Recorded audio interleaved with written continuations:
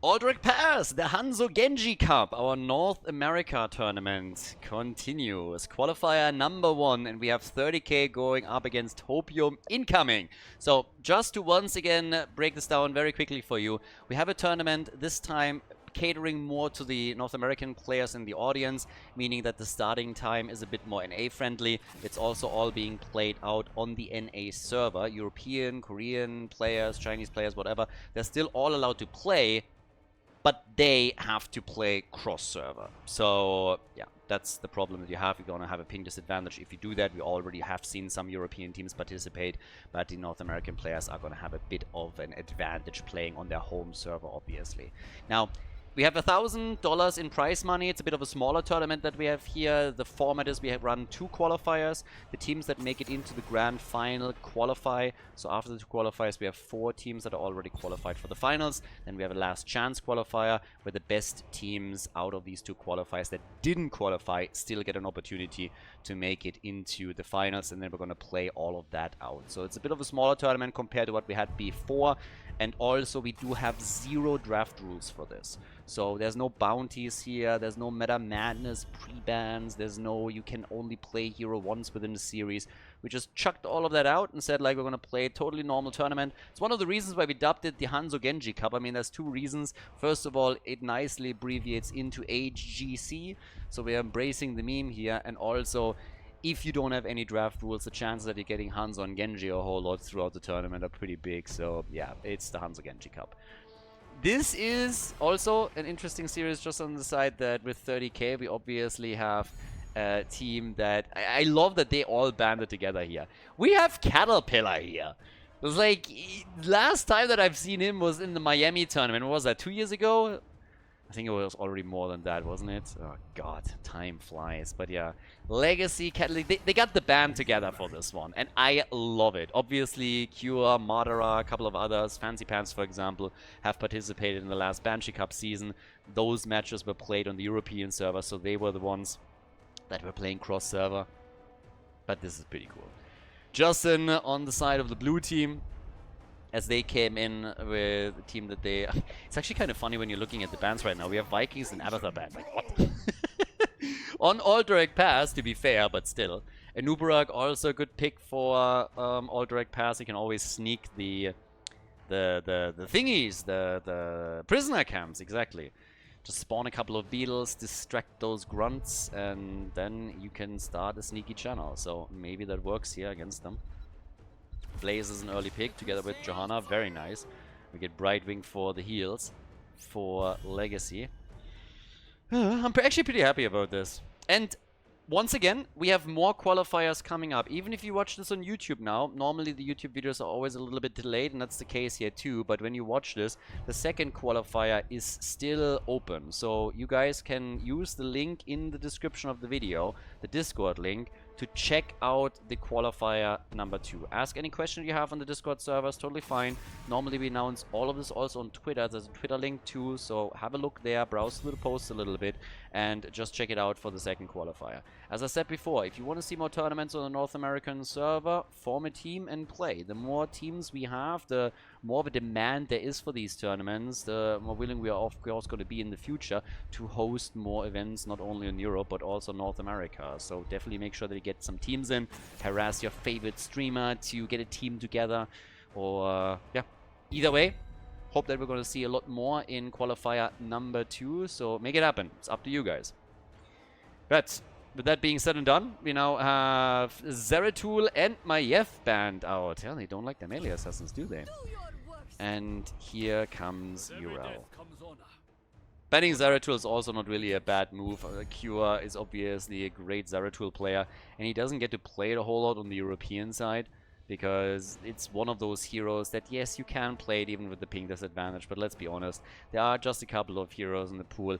If you have a ping that is a bit too high, it can screw everything up if you're playing something like Zeratul, Tracer, and a couple of others.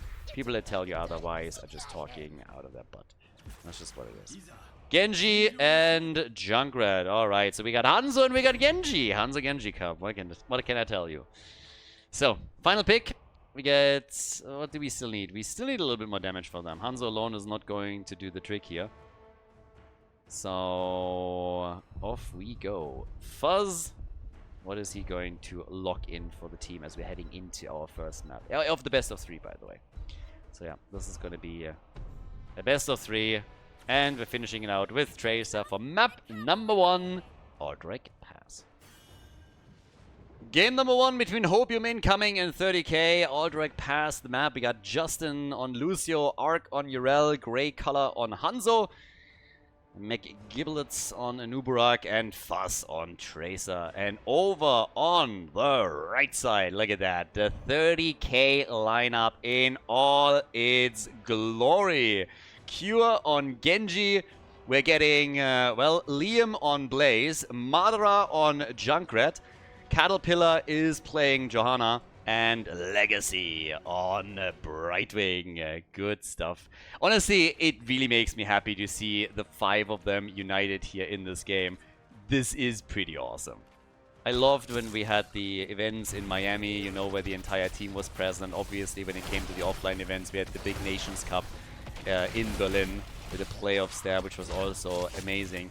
And again, a quick shout out, if you guys have not watched that playlist yet, I keep harping on it because there's always people that come into the comments, that come into Twitch, that say like, oh my god, I didn't even realize there's still tournaments here, this is so cool.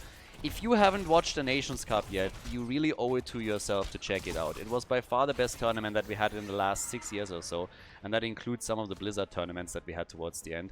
There's a playlist on YouTube, Nations Cup playoffs, make sure that you have a look. If you watch nothing else, watch the grand final. It was incredible. We had an offline event in Berlin.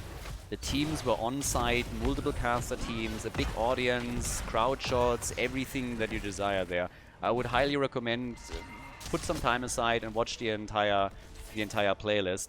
The playoffs were incredible, but if you only watch a single match, watch the grand final. You're not going to regret it. If you love Heroes of the Storm, you're going to love those games. So yes, if you haven't seen them yet, check them out. You can thank me later.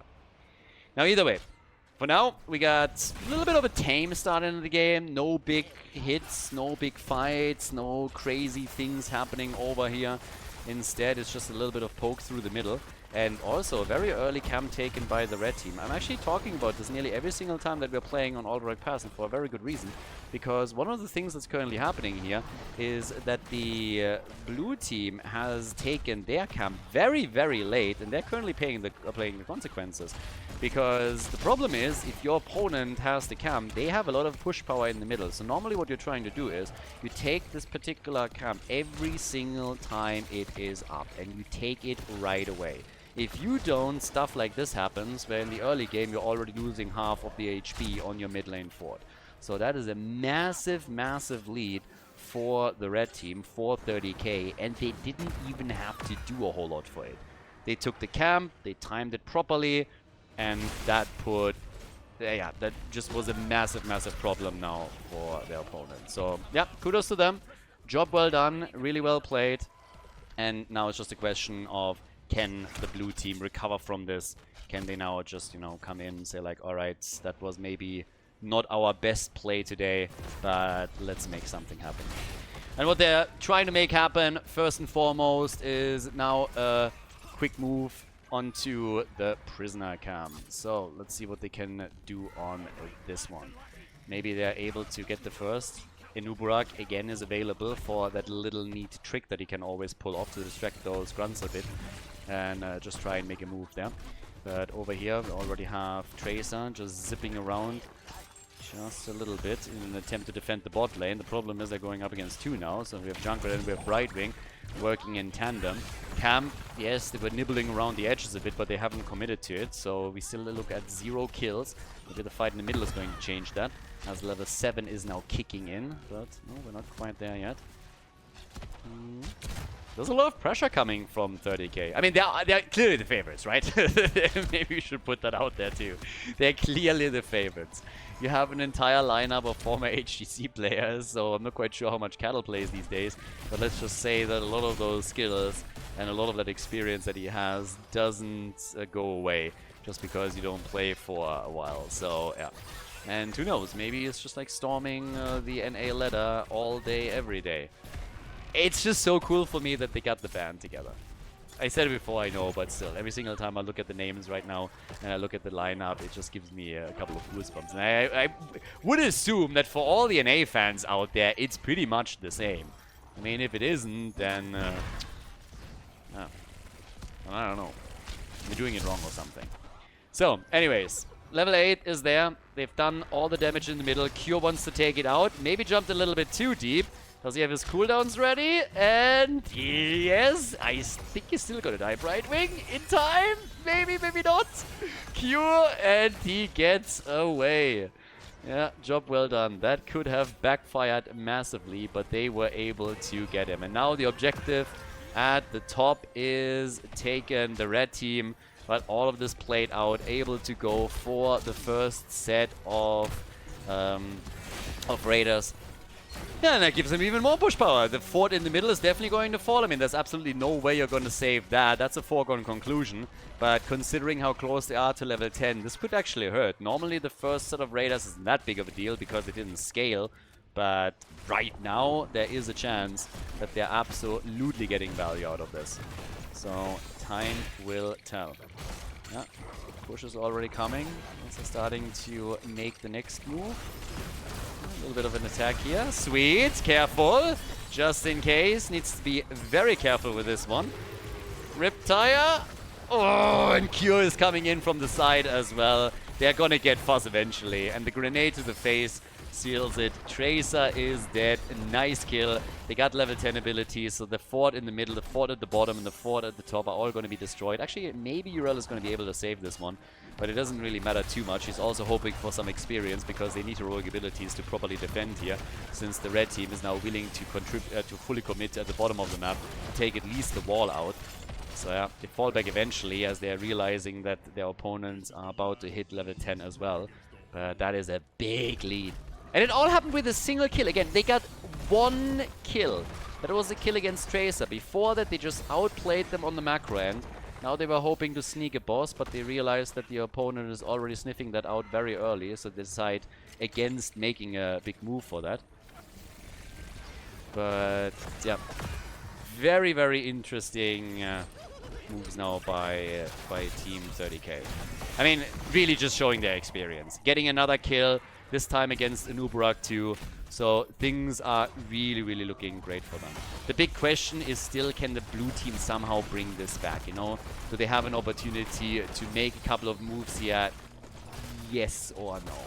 There's always a chance that you are winning a team fight that brings you back in experience and gains you some traction and momentum that you can use to take some structures down, but right now they're clearly struggling and they're having a problem here. That arrow could change it though. A boss steal would be big. Can they take it? And the answer is no. Boss is not stolen. It's claimed by the red team. And Blaze is still pushing in the middle. So yes, things are definitely not going well for Hopium incoming. They need a big dose of that Hopium if they ever want to have a chance here. Because things are not looking pretty. They're getting bullied around 6 days to Sunday over here. Times are tough. Lucio is already gone and they're gonna lose more. Urel gets destroyed. That's 2 heroes down. 4 kills to 0 in total in level 30 talent that they're also picking up on top of that. So yes, nicely done. Big plays by them and the chance to go for the keep at the bottom of the map. The next objective is also up, so they could fall back, try and make a move there, get the objective as well. We're now 8 minutes into the game, so still very, very early. Nothing too crazy here, but yeah, good times for 30K. They're currently really running the show here. It's just what it is. When it comes to the raw damage output for now, what we're getting is, I mean, essentially, we're looking at 15,000 for Junkrat, so he's currently the top damage dealer for them. On top of that, they're just going from one boss to another, moving towards the top immediately and trying to grab another one. Yeah, not too bad. Grab this one too. Blue team is just attempting to defend and get some kind of foothold here. Of course, there's a chance that they are now moving in and maybe claim the bottom objective. At least a little bit of it. But, yep, kind of tough. Can they? I don't think they can get the entire thing. They are going to get level 13 talents, which is nice, but let's not forget they haven't gotten a single kill yet. So they're still working on kill number 1. The top damage dealer is Tracer with roughly 13,000 damage that she currently has. But the attacks are coming, and there's still a boss at the top lane that, of course, somebody needs to deal with, or this could threaten the first keep. And once that's gone, you're losing an armor shield on your core, which is definitely not a good thing. So they're forced back from the objective. 10 more seconds that they need in order to bring this back. Yep, jet propulsion, good stun. But Anubarak is able to get out for just a second. Q, on the other hand, really wants the kill and comes in again. Tries to get it here. But the arrow from Hanzo, a little bit too much to handle. Anubarak still falls, gets destroyed. Well done. And the blue team is losing Urel. Their opponents are getting closer to level 60 now. They want to go for the objective. They're also making a play at the top for the first keep. This one is about to go down. So yes, things are looking very, very good now for 30k and have the entire game. They have a 3-level lead. There's 7 kills ahead. There's absolutely no counterplay currently from their opponents. The push in the middle with the camp that they told earlier is basically just underlining exactly that. A second keep likely about to fall. Objective about to locked in. This is just a really, really strong performance from 30k. As you would expect. I mean, again, they are the favorites here. They are the favorites by a huge margin. That's exactly what they need to do. It's not only that they need to win the game, they want to make a statement here. Objective is taken, another play is being made. So yes, slowly and steadily they're making their way over. Another cocoon has been set up, and now we have also the camp that gets stolen. They're stealing everything. They're stealing their lunch money, they're stealing their camp, they're stealing their girlfriends. Everything goes to 30k as they're taking the entire map. The objective is now coming in as well, so there's another big one at the bottom of the map. They're taking out the keep, and in the middle they're doing the same thing, which means that all of the armor shields are gone, and that is going to make that next fight so much easier. The arrow, on the other hand, narrowly missed the target and is flying all the way. Is going to hit Florida any second right now. Direction may be a little bit off, but as this is said and done, they're now making their plays for the game, for the core, to take it. 11 kills to 0. Fantastic first game by 30k. GG. Before we head into game number 2, make sure that you subscribe to the channel if you haven't done it yet so you don't miss out on any future content here on Khaldor TV. It took 30k 11 minutes to win game number 1, and again, they were from the beginning the favorites here, and they need to really win this big time and make a statement. It would be a little bit embarrassing, honestly, if a team of that caliber would struggle a lot here. I'm not saying they can't lose any of the games and any of the series, but they needed to make a strong showing right at the start, and that's exactly what they did. Really speedrunning this. Now, we have a couple of preference bans now. Zeratul gets banned out against Q again. We're having Abyssar and Vikings banned, apparently for a reason. Seems like Hopium incoming really loves to play with the two of them. And this is another big map where they can definitely use them. So Towers of Doom is our second map and match point number 1 for 30k. Again, a quick reminder, there's no specific draft rules here, so everything can be played. And with Towers of Doom, of course, the dynamic changes a little bit. Very different map. Still a big map. It's the second big one that they're playing here. And it was the map choice of Hopium incoming. It's kind of fascinating to me, actually, that a lot of the NA teams so far seem to favor map choice over first pick, first ban. It's not something we're gonna see a whole lot. Liam instantly, Blaze, first pick. Not even a question. Is basically going for the Dequaza playbook right there. If Blaze is open, you pick Blaze. Done. But they're taking Johanna away from them this time. So Blaze and Joja as a combo is obviously like really strong and something that gets played a lot, but in this case they're taking Johanna away, so they have their front line. They also with Hogger now have their side laner up at the top. And yeah, we know what the one-on-one is on that in already. Now, with that said and done, what exactly is 30k going to play here? Are we going to get any kind of curveballs thrown? Go for that Anduin Genji? Nah. Diablo for Caterpillar and Brightwing. Legacy loves his Brightwing. Not sure what to say there. I have a fruit fly infestation in my kitchen again. It's not really an infestation. I always have one. Every single day, there's like one fruit fly in the kitchen. I kill it. And then the next day, there's another one. So I'm not quite sure if it's actually always a new fruit fly, or if this is like the Highlander fruit fly that can't die, and when I squash it and throw it away, it just somehow revives and then returns. But there's not more than one, but one every day, like very consistent. It's always like with Brightwing, friend, it's just like, yeah, just get hammered. So, mega annoying. I'm gonna get rid of them eventually. There's actually some really good like traps that you can make yourself that work really well, but you can also like buy them. And I had years and years and years ago, I had actually a lot of fruit flies and I couldn't get rid of them at first. And I bought this one thing for like $5 from Amazon, and boy, it was good. So many Brightwings died a painful death that day. It was amazing. So we got Vala and we got Anduin. The Vala pick is actually interesting. I really want to see what they are doing with Vala here. Are we going to get a second support? Are they going to full hyper carry? Or how is this going to get played right now? We got Q as our final pick with Chromie taken for Madara. Yeah, he's going to be happy. Loves playing Chromie. So Madara is going to rock that. And we got Hanzo. Could even go Hanzo Arrow into Diablo Apocalypse. But I'm still a bit curious what the next pick is going to be for the blue team. Because with Vala taken, you could play an arrow build here, but you can also go auto attack style. But traditionally, when you're going for auto attack, you're either playing a triple front line, but more often than not, you are going for a second healer and try to really make her the hyper carry there. So let's see how they're going to try and play this. They go for Alarak. Alright, auto attack or arrow. We're going to find out in a moment. Towers of Doom is our second map, everybody. Let's jump in.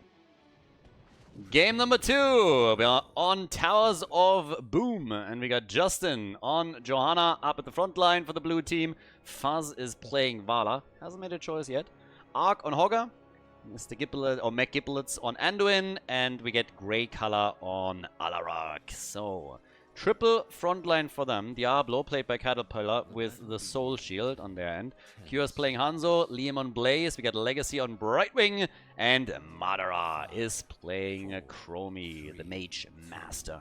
So, the big question still, Vala, what's it gonna be? Arrow build or auto attack? Triple frontline, you could do it, still a little bit risky. She's going full hyper carry, then again, more often than not, you're going to get 2 healers. And there's the arrow. Arrow build for her, can still stack it quite nicely. And look at that, I haven't seen that talent in a hot minute, which I always found pretty sad. Laws of Hope. I really would like to see that talent a little bit more on specifically Tomb of the Spider Queen. Where you have a very, very, oh my god, Vala down and a kill against Jojo. And they couldn't kill... Oh boy, that hurts. They couldn't kill Hanzo. Yeah, that one definitely hurts a lot. That is the moment when you lose 2 of your heroes because you thought you could kill Hanzo. Doesn't work that way. Cure survives. I have no idea how, by the way. He basically had negative hit points. Got a heal from Brightwing as well in the last moment, I suppose. But boy, that one hurt. That one was painful. They don't like that at all. 2 kills to 0, so already right at the beginning of the game, we're having an advantageous situation for the red team as 30k takes a slight lead here. Gets their own camp. Yeah, Alarak has started at least one over on the left side, but it's still going to take them quite a bit of time in order to grab this one. So I'm not quite sure if they can get it as quickly as they're hoping for. I'm not sure if they can get it at all because 30k is willing to invade and might steal that away. They don't have a level 4 talent yet, but that advantage could kick in soon. One on 2 stacks only so far. I mean, to be fair, not even 2 minutes into the game. Yeah, I'm not trying to apply too much pressure here. But that's a lot of pumpkins that are now playing for the red team. Johanna is dead. That's kill number 3. Justin got caught there. Oh boy. Yeah, this is not looking all that good. I mean, again, you don't go 40-0 without an A-team in the game, and now we have 2 of them, so maybe there's a chance to revive the 40-0 meme here. But, yeah, blue team, they definitely want to bring this game back, and it's not gonna be easy, because it is 30k that they're facing off against. It's a little bit unlucky. Then again, if you're looking at the lineup, this is obviously a team that you expect to qualify through the first qualifier already.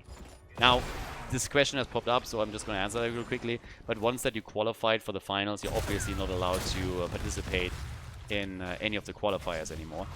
That would be a little bit strange. If you have a point system, that's a different story, but we don't have that here. You get a direct qualification spot if you make it into the grand finals, so the top 2 teams make it into the tournament. And if they then would participate in additional qualifiers, that would just completely screw up the competition for the remaining spots. So yeah, that's not a thing. So the channels are happening. So far, no channel for the blue team. I'm really keeping my eye on this because I want to know if they can get 3 out of 3 at the beginning. That's always when you normally have the 2-1 trade, but right now 30k is playing this hyper aggressive because they want to see if they can maybe do a little bit more here. Level 7 has kicked in, but blue team is getting a few shots. So no matter what happens from here on out, they at least know that they're not going to go 40-0. Vala gets killed. That's kill number 4. She has 7 stacks so far. Oh, and Justin gets murdered as well. Madara on Chromie is a monster. Absolutely a monster. So Madara doing a fantastic job here with another kill. That's kill number 5. And look how quickly they're walking away with experience. They're now sitting at level 8. More than a 1 level lead in that situation. So they're going to be very, very happy about the way this game develops right in front of them. So, yeah, nicely done. 5 kills to 0. Level 7 is now available for the blue team. They can still start and force some fights here. But look how 30k is just saying like the entire map belongs to us. They take their own camp and without even hesitating, they're immediately moving over to take those other pumpkins. They're just looking at this like these pumpkin ours, those pumpkins ours, all the pumpkins ours. I didn't even know that Halloween was close, but they apparently need a lot of pumpkins. So there's a lot of pumpkin carving going on here, as it seems. 30k is just going for it. And the blue team is intimidated, as you can clearly see. They haven't taken a single camp yet, if I'm not mistaken. And now they're losing the bell tower at the bottom of the map. So this is now 5 minutes in. The first bell tower converted over. Yeah. 30k is going to try and go for a quickie here. We got Vala destroyed again. I expected her also to be more with the team, but she's been in the middle of the map quite a lot, trying to just hold her own here and get some stacks together, which in some cases hasn't really worked out for them. So as the blue team is trying to reclaim the bell tower at the bottom of the map, the next altars are spawning, and with level 10 in their hands, they're rotating over. Uh-oh, that's gonna hurt. Arrow hits Anduin, and he gets bullied immediately. Survives, though. It's a little bit crispy, but he still made it out. So Anduin still alive. They forced him back, though. The solo laners up at the top are currently fighting for the altars just a little bit. I mean, again, it's just one solo laner after another. Not really a whole lot to do here. And as I say that, Alarak gets some company. Even with Brightwing moving in, this could become tricky. Liam is trying to get out here, could still bunker up, hasn't used his ult yet. And blue team doesn't have any. So Alarak goes down. He's already gone. And yep, I don't see it. Chrome isn't here, but that should be 2. Hogger goes down. That should honestly be 2 altars that get channeled, and that's in total 10 shots fired. The first 5 have already come through.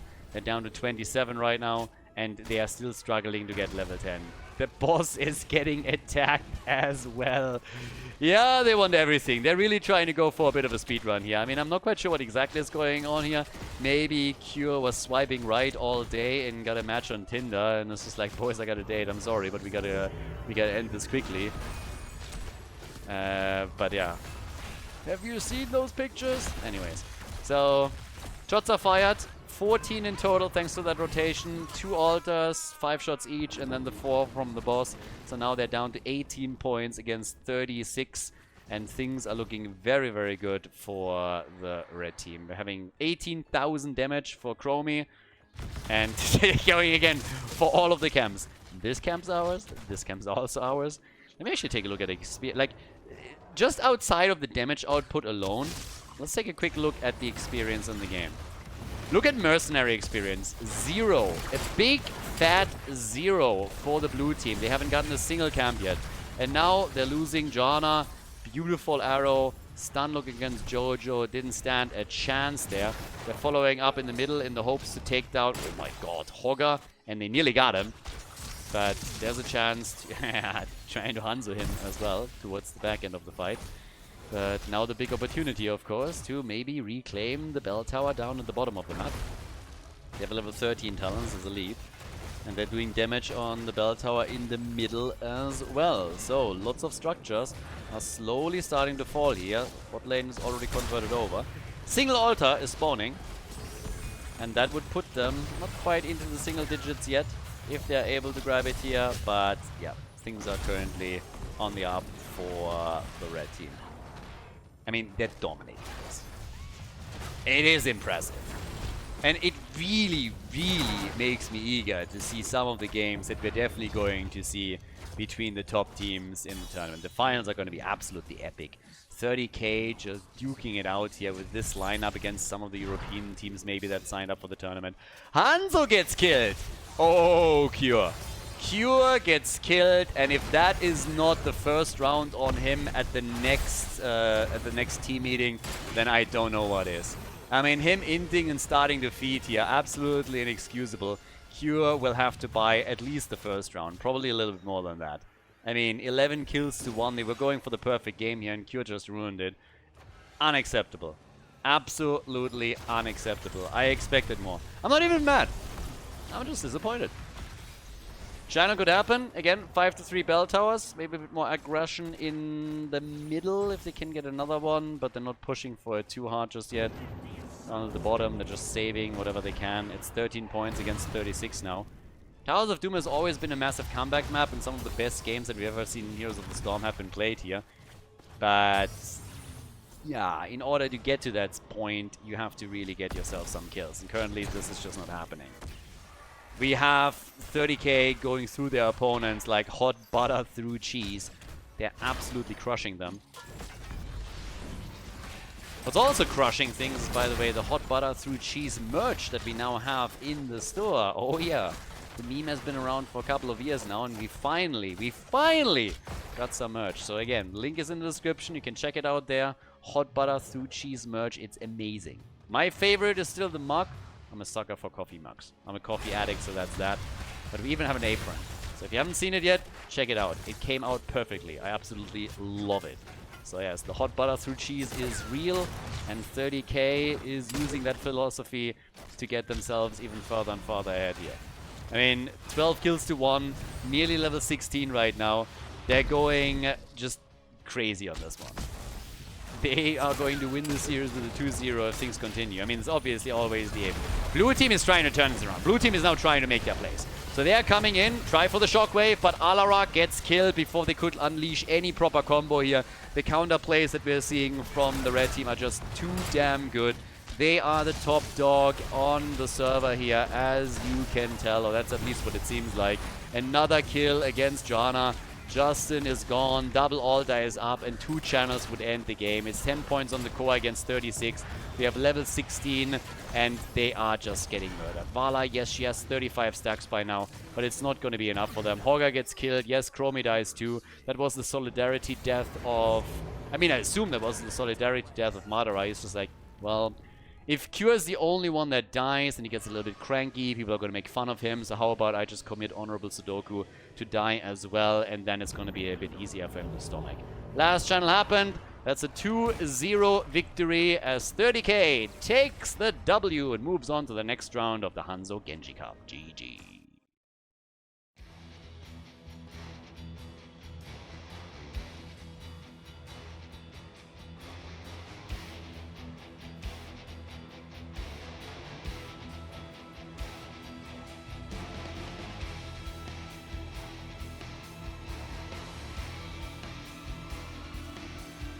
Thank you everybody for watching the video today. I hope that you enjoyed the show and the commentary. And keep in mind that the spoiler protection that is going to run for the rest of the video is made possible by all the support on patreon.com.